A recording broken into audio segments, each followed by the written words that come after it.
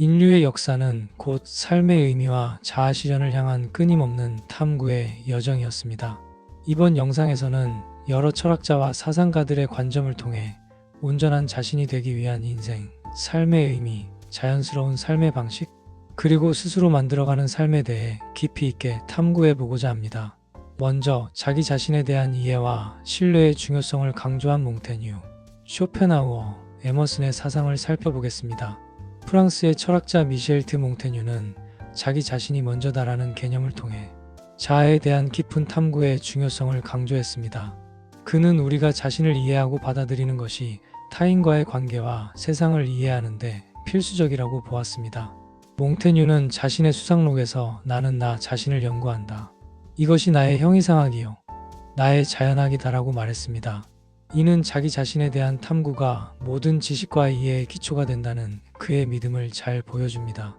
몽테뉴의 이러한 관점은 현대 사회에서 자아 정체성과 자존감의 중요성을 강조하는 심리학적 접근과도 맥을 같이 합니다. 오늘날 많은 사람들이 자신을 잃어가는 느낌을 받는 이유는 바로 이 자기 탐구의 부재 때문일 수 있습니다. 독일의 철학자 아르투르 쇼펜하우어는 고독이라는 모닥불과 살아가라는 메시지를 통해 혼자만의 시간의 가치를 역설했습니다. 그는 고독을 두려워하지 말고 오히려 그 속에서 자신을 발견하고 성장할 수 있는 기회로 삼아야 한다고 주장했습니다. 쇼펜하우어는 고독은 정신적으로 우수한 사람들의 운명이라고 말하며 진정한 자아를 발견하기 위해서는 때로는 사회와 거리를 두고 자신과 마주해야 한다고 강조했습니다. 이는 현대인들이 끊임없는 소통과 연결 속에서 오히려 자신을 잃어가는 현상에 대한 해답이 될 수 있습니다. 우리는 때때로 스마트폰을 내려놓고 소셜미디어에서 벗어나 진정한 자신과 마주하는 시간을 가져야 합니다. 미국의 사상가 랄프 waldo 에머슨은 오직 자기 자신을 신뢰할 뿐이라는 말로 자기 신뢰의 중요성을 강조했습니다. 그는 각 개인이 가진 고유한 가치와 잠재력을 믿고 외부의 기준이 아닌 내면의 목소리에 귀 기울일 것을 권했습니다. 에머슨은 자신을 신뢰하라.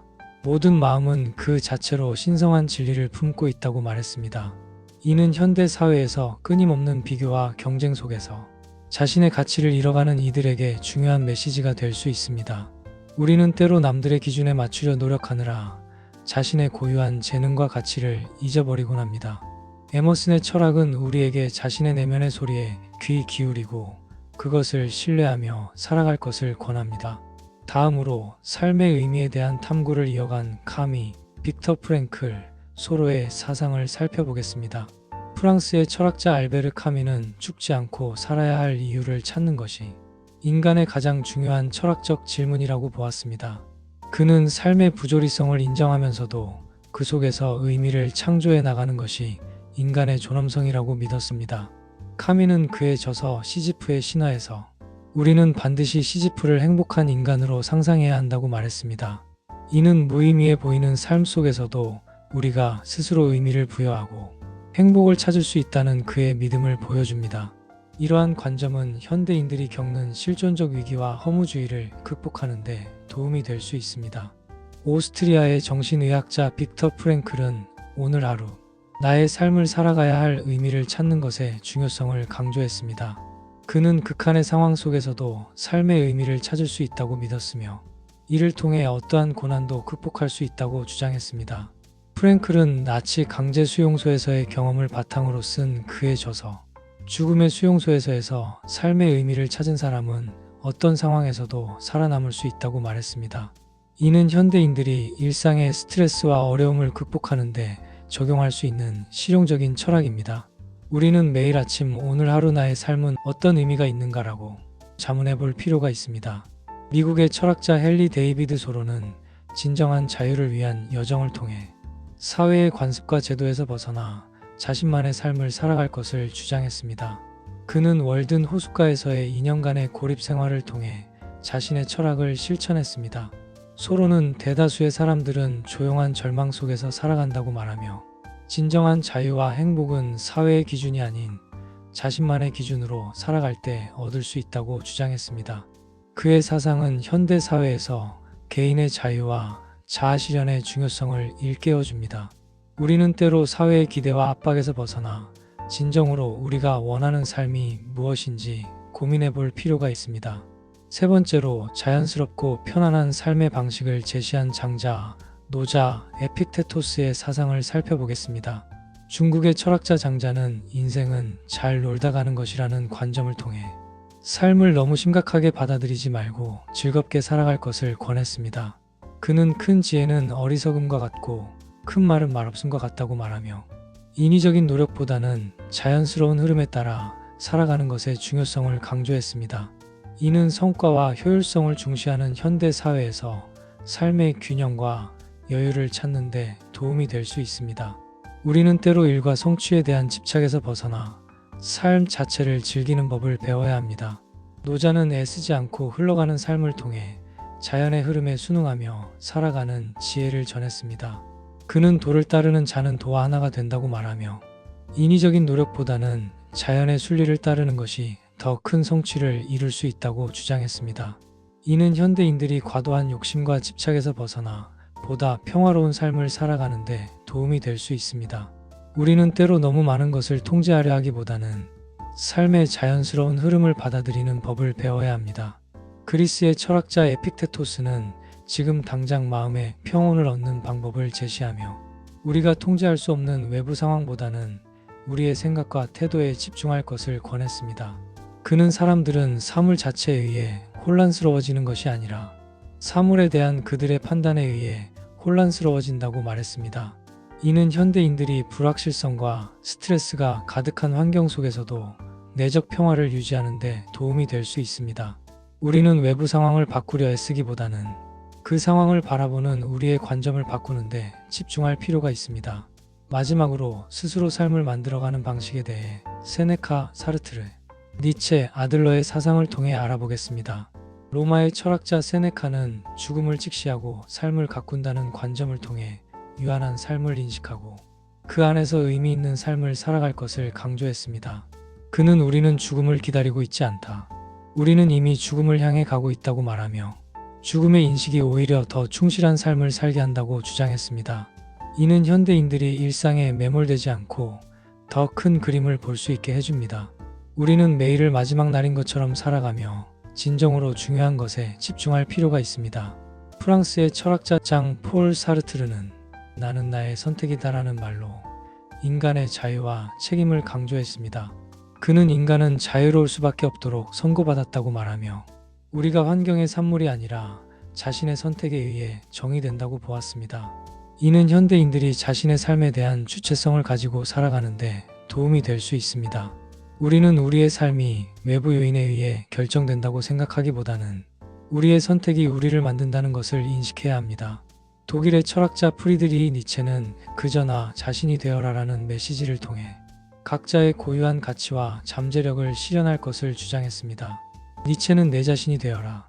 너는 지금 내가 아니야 라고 말하며 사회의 규범과 기대에 순응하기보다는 자신만의 고유한 가치를 발견하고 실현할 것을 강조했습니다. 이는 획일화된 사회에서 자신만의 독특성을 발견하고 발전시키는데 중요한 지침이 될 수 있습니다. 우리는 때로 다른 사람들의 기대나 사회의 기준에 맞추려 노력하느라 우리 자신의 진정한 모습을 잃어버리곤 합니다. 니체의 철학은 우리에게 그러한 외부의 압력에서 벗어나 진정한 자아를 찾고 실현할 것을 요구합니다.